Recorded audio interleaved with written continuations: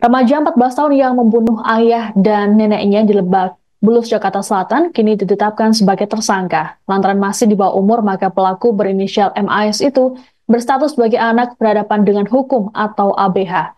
Kasih Humas Polres Metro Jakarta Selatan AKP Nurmadewi dalam keterangan di hadapan wartawan pada Senin 2 Desember mengatakan MAS dipersangkakan pasal 338 subsidiar 351 KUHP. MAS pun tidak ditahan, melainkan dititipkan ke safe house milik Kementerian Sosial. Terkait motif, polisi masih melakukan penggalian terhadap sejumlah pihak, termasuk kepala sekolah dan guru tempat MAS bersekolah. Dalam penanganan kasus ini, polisi juga menggandeng psikolog anak hingga psikiater. Kapolres Metro Jakarta Selatan Kombes Pol Ade Rahmat Ibnal menjelaskan pelibatan para ahli untuk mendalami lebih jauh alasan MAS nekat melakukan aksi keji terhadap keluarganya. Dari hasil pemeriksaan sejauh ini, MAS merupakan anak yang cenderung mendapat kasih sayang dari keluarganya. Adapun kondisi terkini dari MAS sudah dapat diajak bicara hingga menjawab berbagai pertanyaan. Sebelumnya, Kasat Reskrim Polres Metro Jakarta Selatan Kompol Gogo Galesu mengatakan MAS sempat mengaku dirinya mendapat bisikan saat kejadian. Meski begitu, Gogo enggan berspekulasi mengenai keterangan dari MAS tersebut karena harus didampingi oleh ahli psikologi. Adapun peristiwa pembunuhan sadis ini terjadi pada Sabtu 30 November dini hari di perumahan Taman Buna Indah, Lebak Bulus, Kecamatan Cilandak, Jakarta Selatan. Aksi nekat MAS dilakukan saat orang tua dan neneknya tengah terlelap tidur. Ibu MAS berhasil selamat dari aksi sadis pelaku setelah melarikan diri dengan cara melompat pagar. Saat ini kondisinya berangsur membaik seusai menjalani perawatan intensif. Seusai menjalani pemeriksaan oleh polisi, remaja yang membunuh dan melukai orang tua serta neneknya di Lebak Bulus, Jakarta Selatan, kini menyesali perbuatannya. Kapolres Metro Jakarta Selatan Kombes Pol Ade Rahmat Ibnal dalam keterangan pada Senin 2 Desember mengatakan pelaku MAS sempat menangis saat menjalani pemeriksaan di kantor polisi. Penyesalan MAS pun diucapkannya berulang kali di hadapan penyidik. Pada Minggu 1 Desember, Kapolres mengungkapkan MAS sempat menanyakan kondisi terkini sang ibu AP yang mengalami luka parah akibat penusukan ini.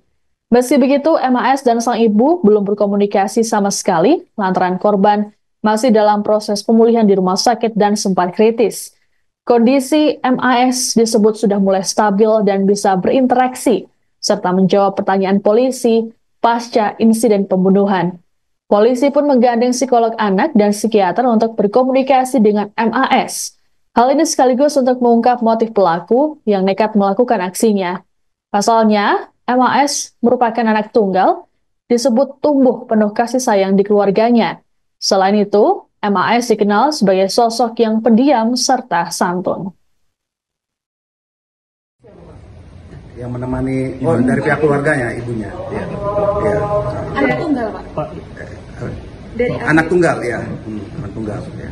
Dari A sendiri ada keinginan mau bertemu ibunya, bertanya kondisinya seperti apa? Ya, dia sendiri mempertanyakan ya, bagaimana kondisi ibunya, ya. Dia sangat menyesal ya, dengan kejadian ini. Apakah saat melakukan kejadian anak itu dalam keadaan sadar atau memang dia di bawah halusinasi atau itu masih dalam pendalaman ya. Kenapa dia tiba-tiba mendadak melakukan itu? Kemudian ada tekanan apa? Nanti itu psikolog yang akan memberikan penjelasan bagaimana hasilnya. Dan itu pun pasti bertahap. Tahap awal sudah, kemudian nanti sampai terakhir pendalaman. Ya.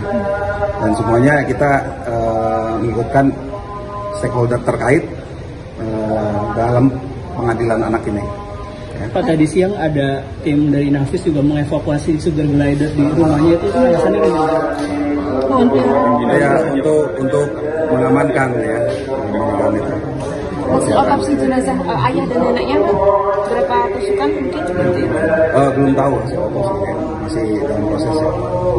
Pak Kapolres ingin penegasan aja, berarti pelakunya ini memang anak kandungnya berarti ya? Apa? Iya, yang bersangkutan memang anak kandung.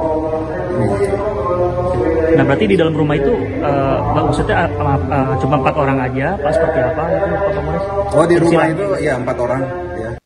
Kasus remaja 14 tahun yang membunuh ayah dan nenek serta melukai ibunya mendapat atensi dari Menteri Pemberdayaan Perempuan dan Pelindungan Anak atau PPPA Arifah Fauzi. Arifah bahkan menemui langsung pelaku MAS saat berada di rumah tahanan Polres Metro Jakarta Selatan Minggu 1 Desember. Pertemuan dengan MAS itu digelar tertutup dan berlangsung selama 1 jam. Saat jumpa pers, Arifah sempat menantangisnya ketika ditanya terkait hasil pembicaraannya dengan MAS. Arifah menyebut dari hasil pengamatannya, MAS merupakan anak yang baik. Meski begitu, ia tak melanjutkan pernyataannya. Ia pun belum dapat memastikan apa yang jadi pemicu MAS tega membunuh ayah dan neneknya, serta melukai ibu kandungnya sendiri. Terkait kasus ini, Arifah pun mengimbau semua pihak termasuk orang tua agar menjadikan kasus tersebut sebagai momen introspeksi diri. Menurutnya, keterbukaan hingga komunikasi harus jadi prioritas dalam pola pengasuhan di keluarga. Tadi kami memang bertemu dengan Ananda A. Ya pasti sedih ya saya ya, karena anak baik. Anak baik.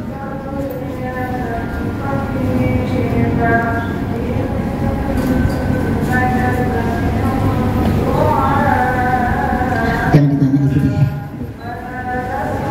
Apa ya? Kita tunggu aja nanti. Mudah-mudahan yang mendampingi bisa menguatkan Ananda A. Ya. Pastinya dia sekarang dalam kondisi yang belum bisa ditanya lebih jauh, karena kami juga menjaga secara psikologis untuk tidak bertanya kepada hal-hal yang mengingatkan kembali gitu, karena itu ada petugasnya atau ada ahlinya untuk bisa memperdalam apa yang sesungguhnya terjadi gitu. Kalau saya tadi melihat sebagai seorang ibu, saya bisa membaca bahwa Ananda ini baik, sangat baik kalau menurut saya. Cuma kita belum tahu kenapa bisa terjadi sesuatu seperti ini. Kita tunggu saja ya, mudah-mudahan ini sebagai momen untuk introspeksi kita semua. Saya juga jadi belajar, oh ternyata kita punya anak ini juga tidak semudah yang dibayangkan gitu. Jadi keterbukaan, komunikasi gitu, itu yang menjadi prioritas ya, pengasuhan pola asuh di keluarga. Ya. Bu, izin Bu bertanya. Ya, saya agak berat menyampaikannya. Ya gitu aja. Makasih ya. Bu, izin bertanya, untuk ibu dari pelaku ini apakah akan juga mendapat perlindungan juga dari Kemen PPPA? Iya, karena kementerian kami kan Pemberdayaan Perempuan dan Pelindungan Anak. Jadi tadi kami juga akan sebetulnya ingin berkunjung menjenguk ibunda, tapi karena belum memungkinkan kondisinya, jadi kita belum bisa. Download Tribun X sekarang, menghadirkan lokal menjadi Indonesia.